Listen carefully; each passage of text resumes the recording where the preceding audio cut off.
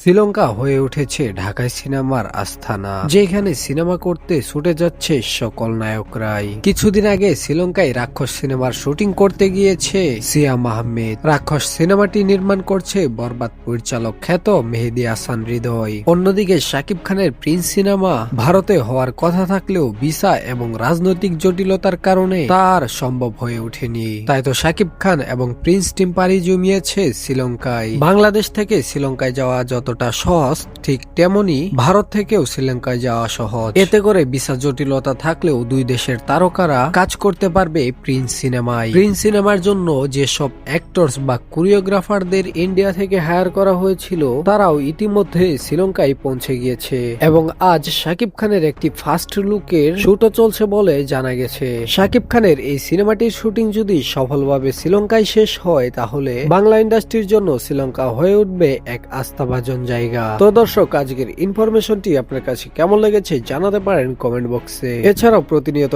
এরকম খবরাখবর পেতে ভিডিওটিতে লাইক করুন, চ্যানেলটিকে সাবস্ক্রাইব করুন। ধন্যবাদ।